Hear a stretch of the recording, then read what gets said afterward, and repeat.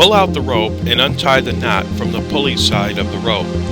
Remove the rope from the starter.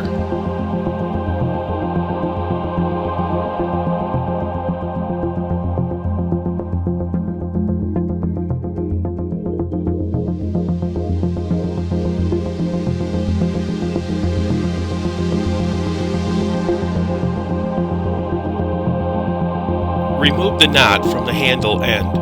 It may be easier to cut the knot off with side cutters.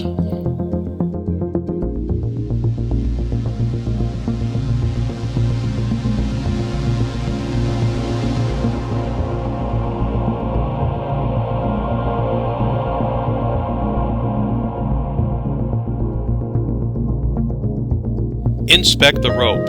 Replace if it's frayed. The correct rope size and length for your model can be found at the end of Section 7A in the service manual.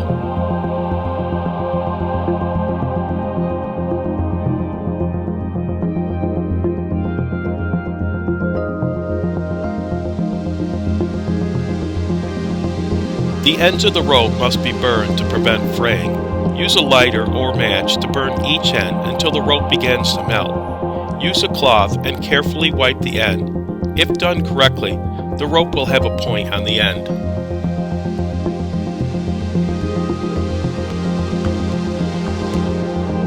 Using a 5/16 nut driver or socket, remove the retainer screw.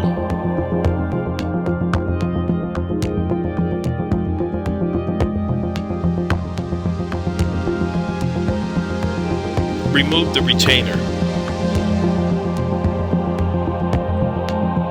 Then remove the pawls and pawl springs if your starter uses them. Lift out the pulley assembly.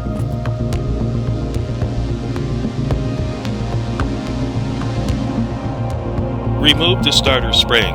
Briggs Stratton only sells the starter spring and pulley as a set, so this step is not usually needed.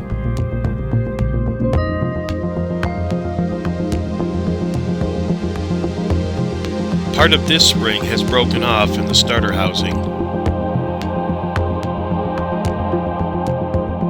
Inspect the spring for breakage or other damage. Replace as needed.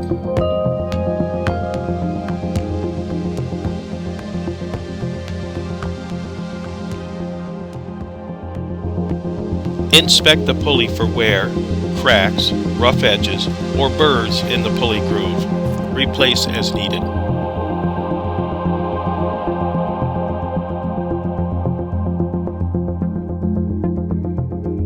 Inspect the starter housing for wear or sharp edges at the rope eyelet.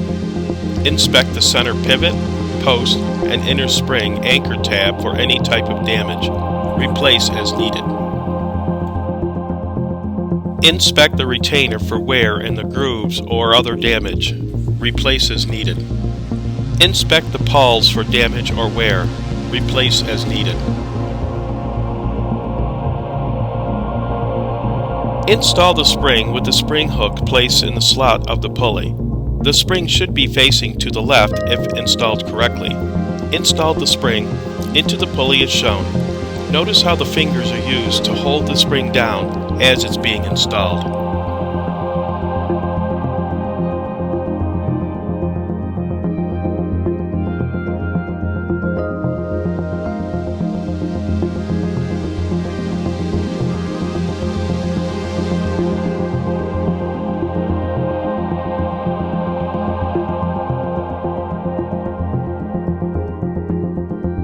Make sure the end of the hook is as close to the center hole as possible.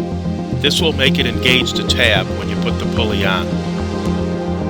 Slightly bend the spring in toward the hole as needed.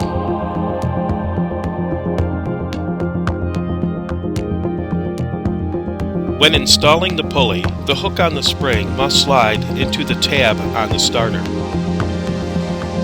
Install the pulley down into the starter and rotate the pulley counterclockwise until spring tension is felt. In this case, the spring hook has not engaged the tab. If this happens, remove the pulley and bend the spring hook until it is near the center hole. Do this until the spring tab and hook engage. Notice how the pulley bounces back after turning it counterclockwise. This is how it's supposed to work.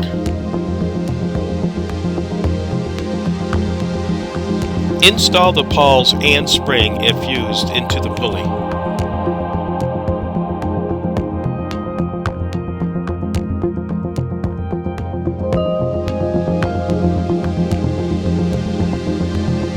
Install the retainer, making sure the slots in the retainer engage the tabs on the pawls.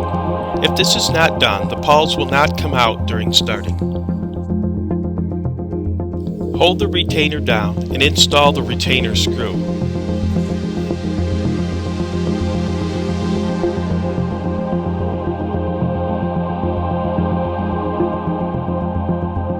Torque the screws to 70 inch-pounds. Rotate the pulley slightly counterclockwise while watching the pawls. They should come out. If they do not come out, the retainer is installed incorrectly. Install the rope through the starter handle.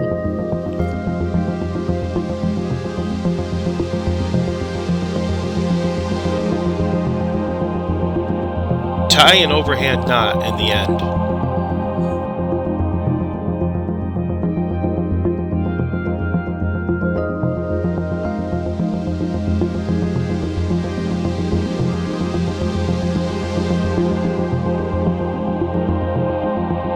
Pull the rope so the knot is hidden inside the handle.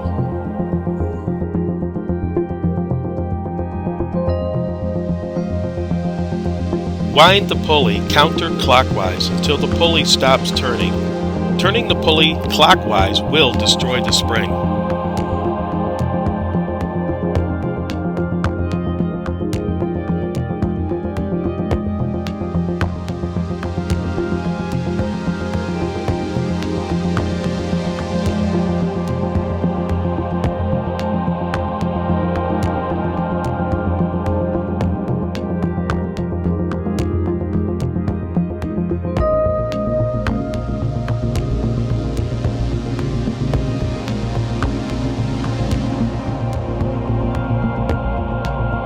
After the pulley has stopped turning, rotate the pulley clockwise until the rope hole in the pulley is aligned with the eyelet on the starter housing.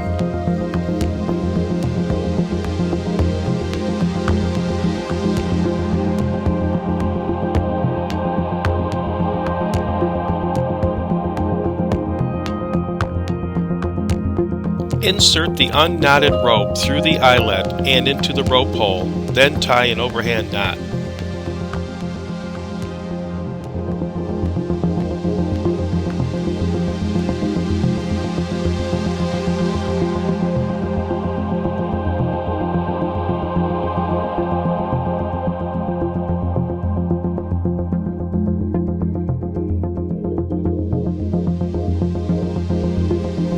Pull the rope until the knot is tucked into the knot cavity. Then slowly let the pulley go. The rope should retract all the way back in.